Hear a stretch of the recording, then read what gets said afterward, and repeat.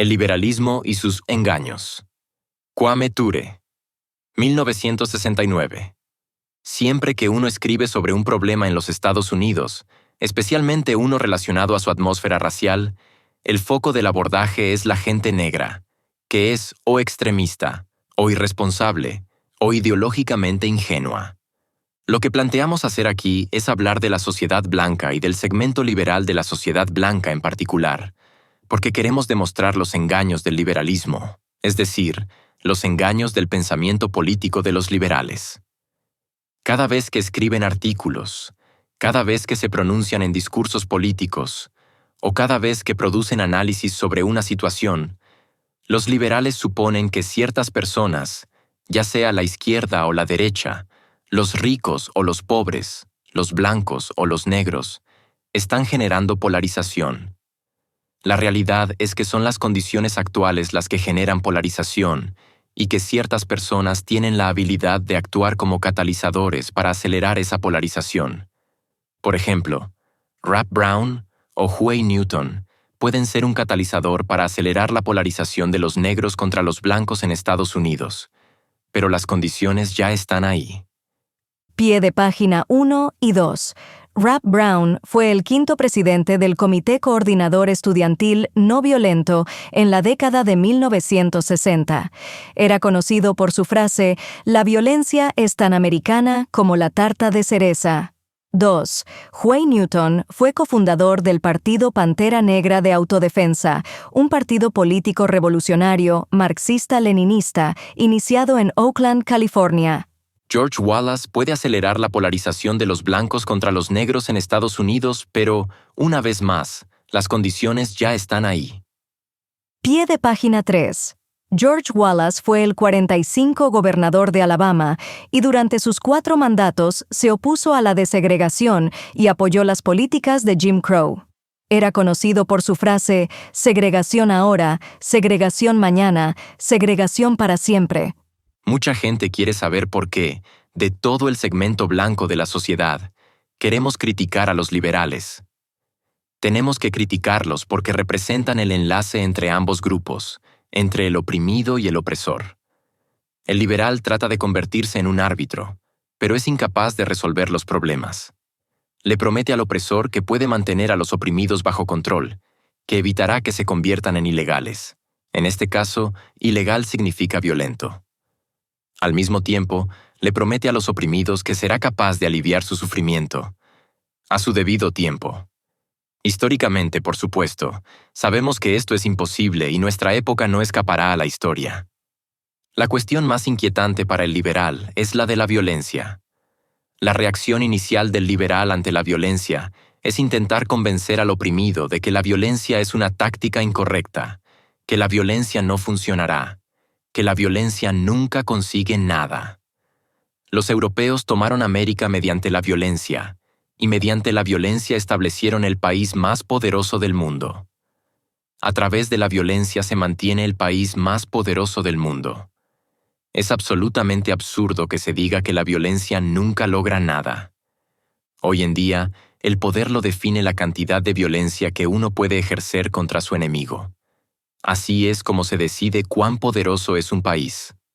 El poder no se define en base al número de personas que viven en un país, no se basa en la cantidad de recursos que se encuentran en ese país, no se basa en la buena voluntad de los líderes o de la mayoría de ese pueblo. Cuando se habla de un país poderoso, se habla precisamente de la cantidad de violencia que ese país puede ejercer sobre su enemigo. Esto debemos tenerlo muy claro. Rusia es un país poderoso, no porque hay muchos millones de rusos, sino porque Rusia es una potencia atómica, que por supuesto implica violencia. Estados Unidos puede desatar una cantidad infinita de violencia, y esa es la única manera en que uno considera a Estados Unidos poderoso. Nadie considera poderoso a Vietnam, porque Vietnam no puede desatar la misma cantidad de violencia. Sin embargo, si uno quisiera definir el poder como la habilidad de actuar, me parece que Vietnam es mucho más poderoso que Estados Unidos. Pero como hoy en día el pensamiento occidental nos ha condicionado a equiparar el poder con la violencia, tendemos a hacerlo siempre, excepto cuando los oprimidos empiezan a equiparar el poder con la violencia. En ese entonces se convierte en una ecuación incorrecta. La mayoría de las sociedades occidentales no están opuestas a la violencia. El opresor solo se opone a la violencia cuando el oprimido habla de usar la violencia contra el opresor. Solo entonces surge la idea de que violencia es el medio incorrecto para alcanzar ciertos fines. Atestiguemos, por ejemplo, cómo una y otra vez Gran Bretaña, Francia y Estados Unidos han provisto de armas a gente negra para que luchen por ellos contra sus enemigos. Francia armó a los senegaleses en la Segunda Guerra Mundial. Gran Bretaña, por supuesto, armó a África y a las Indias Occidentales, y Estados Unidos siempre armó a los africanos que vivían en Estados Unidos. Pero en ese entonces el propósito era que luchen contra su enemigo, entonces nunca surgió la cuestión de la violencia.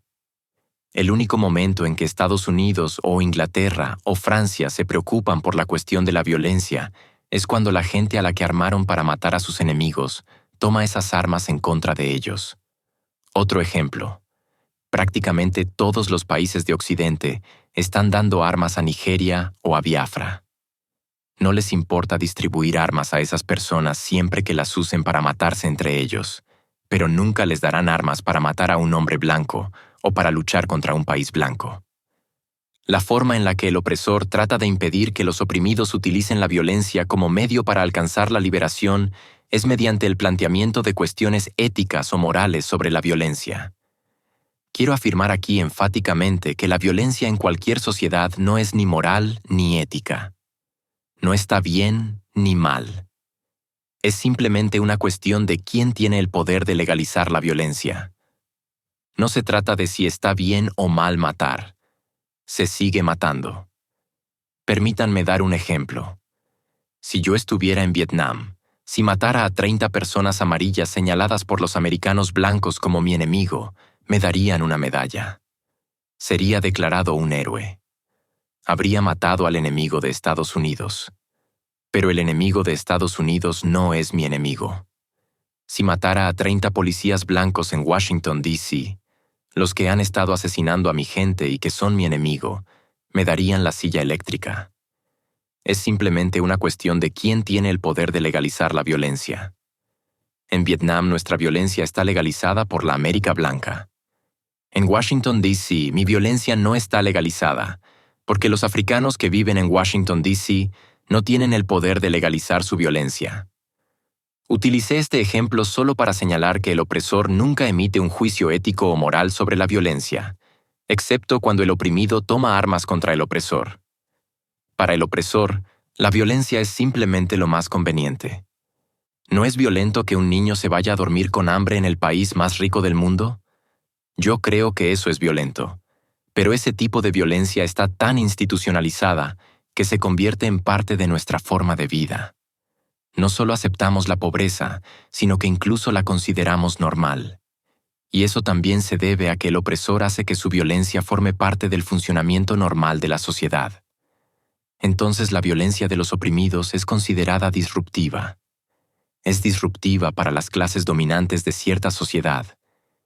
Y como es disruptiva, es muy fácil de reconocer, por lo que se convierte en el blanco de todos aquellos que quieren mantener las cosas como están. Lo que queremos hacer por nuestra gente, el pueblo oprimido, es empezar a legitimar la violencia en sus mentes. De modo que para nosotros la violencia contra el opresor será oportuna. Esto es muy importante, ya que nos han lavado el cerebro para reaccionar ante la violencia contra el opresor con cuestionamiento de juicio moral. Si yo mato en Vietnam, se me permite salir libre. Aquello ha sido legalizado para mí. No se ha legitimado en mi mente.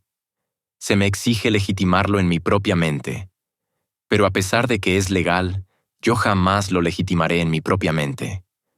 Hay mucha gente que vuelve de Vietnam, que ha matado donde matar estaba legalizado, pero que sigue teniendo problemas psicológicos por el hecho de haber matado. Sin embargo, debemos entender que legitimar matar en la mente de uno no lo vuelve legal. Por ejemplo, yo he legitimado completamente en mi mente el matar a los policías blancos que aterrorizan a las comunidades negras.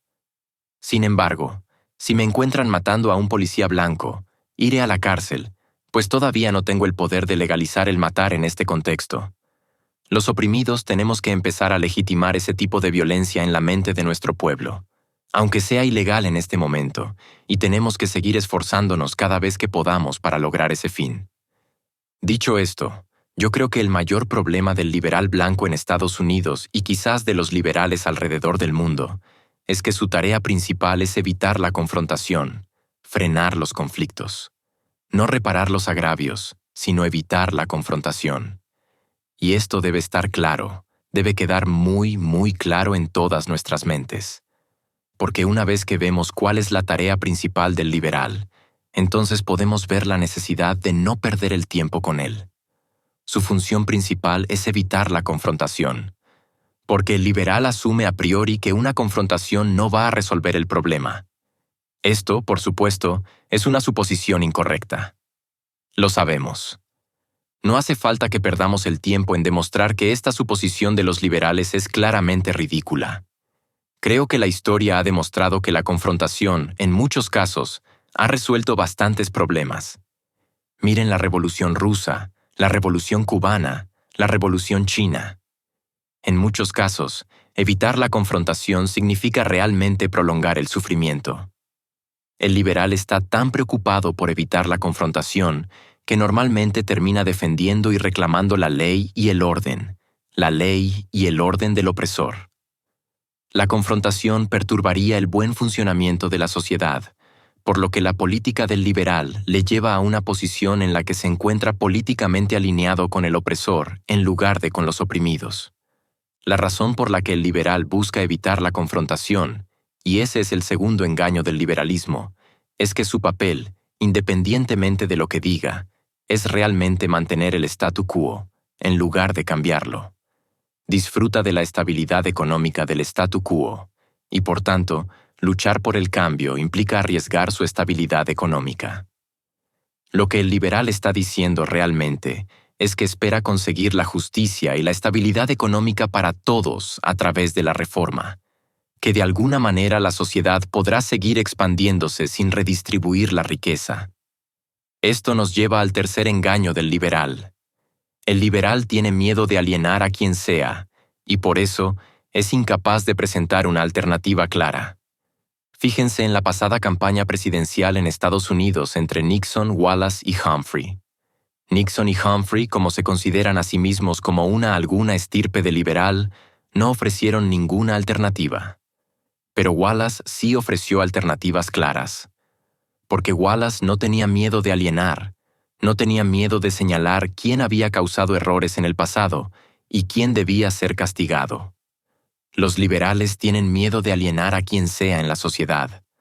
Pintan una imagen halagadora de la sociedad e insisten que, aunque las cosas hayan sido malas en el pasado, de alguna manera pueden llegar a ser buenas en el futuro, sin reestructurar la sociedad en lo absoluto. Lo que el liberal quiere realmente es provocar un cambio que no ponga en peligro de ninguna manera su posición. El liberal dice: es un hecho que ustedes son pobres, y es un hecho que algunas personas son ricas, pero podemos hacerlos ricos sin afectar a las personas que son ricas. No sé cómo van a conseguir que los pobres obtengan seguridad económica sin afectar a los ricos de un determinado país, a no ser que se vaya a explotar a pueblos extranjeros.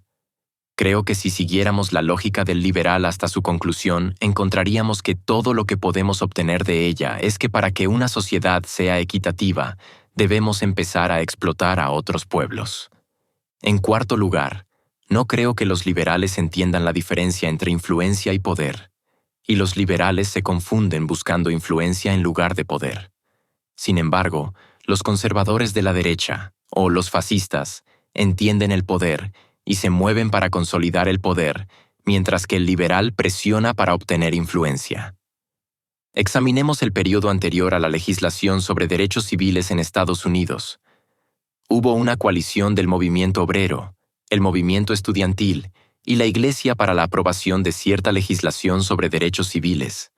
Aunque estos grupos formaron una coalición liberal amplia, y aunque pudieron ejercer su influencia para conseguir que se aprobara cierta legislación, no tenían el poder de enactar la legislación una vez que fue convertida en ley.